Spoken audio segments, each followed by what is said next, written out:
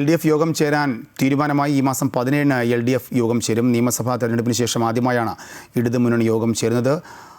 കൂടുതൽ വിശദാംശങ്ങളുമായി ആൻഫിൽഡ് ഡിസൂസ ചേരുന്നുണ്ട്.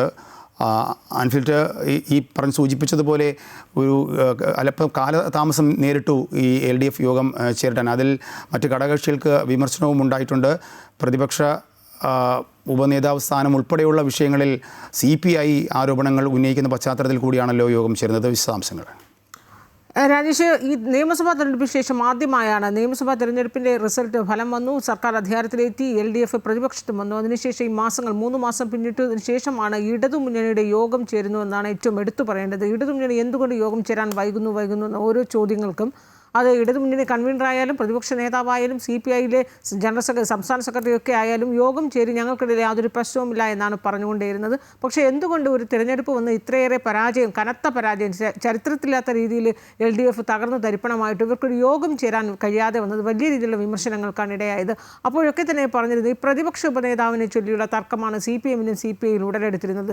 പ്രതിപക്ഷ ഉപനേതാവ് ആര് എന്ന കാര്യത്തിലുള്ള തർക്കം അത് ഒരിക്കലും അവസാനിക്കാത്ത രീതിയിൽ അനന്തമായി നീളുന്നൊരു പശ്ചാത്തലത്തിൽ ആദ്യമൊക്കെ തന്നെയും അതിൽ തീരുമാനമായതിനു ശേഷം ഇടതുമുന്നണി യോഗം ചേർന്നാൽ മതി എന്ന വാശിയിലായിരുന്നു CPI. CPM ആകട്ടെ അതിന് വിട്ടുവീഴ്ചയ്ക്ക് തയ്യാറാകാതിരുന്ന സാഹചര്യം. മാത്രമല്ല, ആദ്യത്തെ നിയമസഭാ സമ്മേളനം ചേർന്നപ്പോൾ പോലും നിയമസഭയ്ക്കകത്തു പോലും ഈ CPM CPIയുടെ ഭിന്നതയൊക്കെ ഏറെ പ്രകടമായിരുന്നു. അവർ പാർലമെൻ്ററി കക്ഷി യോഗം ചേരാൻ പോലും LDFന് കഴിയാതെ വന്നു. അങ്ങനെ വലിയ രീതിയിലുള്ള പ്രതിസന്ധി ഇടതുമുന്നണിയിലുണ്ടായിരുന്നു. അപ്പോൾ ചെറിയ ഘടകകക്ഷികളിൽ നിന്ന് പോലും ഈ വിമർശനവും ഈ ആവശ്യം മുന്നണി യോഗം ചേരണമെന്ന ആവശ്യമൊക്കെ ഉയർന്നിരുന്നു. കാരണം തെരഞ്ഞെടുപ്പിൻ്റെ പരാജയത്തെ വിലയിരുത്താൻ മുന്നണി യോഗം ചേരാൻ പോലും സാധിക്കാത്തൊരു സാഹചര്യമായിരുന്നു. അപ്പോൾ പല ആവർത്തി മുന്നണികളുടെ പ്രശ്നങ്ങൾ വലിയ പ്രതിസന്ധിയാണ് എന്ന രീതിയിലൊരു അങ്ങനെ ഒരു വ്യാഖ്യാനത്തിന് പോലും ഇട നൽകുന്ന സാഹചര്യമായിരുന്നു. മാത്രമല്ല, ഇടതുമുന്നണി യോഗം ചേരാതിരുന്നൊരു സാഹചര്യത്തെ മറുഭാഗത്ത് UDF വലിയ രീതിയിൽ വിമർശിക്കുകയും പരിഹസിക്കുകയും ഒക്കെ ചെയ്യുന്നു.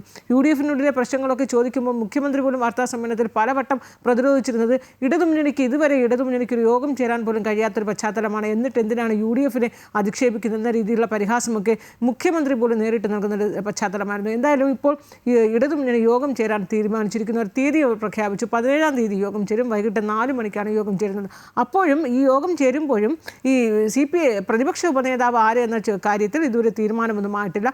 ആ ചർച്ചയിൽ ഉടക്കിയായിരുന്നു മുന്നണി യോഗം ചേരാതിരുന്നത്. ഇനിയിപ്പോൾ അതിൻ്റെ കാര്യത്തിൽ അനന്തമായി നീളേണ്ടതില്ല എന്നും പാർട്ടികൾ തന്നെ തീരുമാനിച്ചിരിക്കുകയാണ്, CPMും CPIയും. അതുകൊണ്ട് ആ പ്രതിപക്ഷ ഉപനേതാവ് ആര് എന്നതിൻ്റെ ചർച്ച ഒരു ഭാഗത്ത് തുടരുമ്പോഴും ഈ ഇടതുമുന്നണി യോഗം തെരഞ്ഞെടുപ്പ് വിലയിരുത്തൽ ഉൾപ്പെടെ പ്രതിപക്ഷത്താണ് ഇനി LDF. പ്രതിപക്ഷത്തെ സർക്കാരിനെതിരെ നടത്തേണ്ട സമര പരിപാടികളടക്കം പ്രതിപക്ഷം എങ്ങനെയായിരിക്കണം, ഓരോ കാര്യങ്ങളിലും ഏത് രീതിയിലാണ് സമരപരിപാടികളും മുന്നോട്ട് പോകേണ്ടത്, ഇക്കാര്യങ്ങളൊക്കെ ചർച്ച ചെയ്യാനും സർക്കാരിനെതിരെ രൂപീകരിക്കേണ്ട അജണ്ടകളൊക്കെ രൂപീകരിക്കാനും ഒക്കെയാണ്, അതിന് രൂപം നൽകാനുമൊക്കെ ഇടതുമുന്നണി യോഗം 17-ാം തീയതി ചേരുകയാണ്. ശരി, അൻഫിൽഡാണ് തിരുവനന്തപുരത്ത് നിന്നും വിവരങ്ങൾ നൽകിയത്.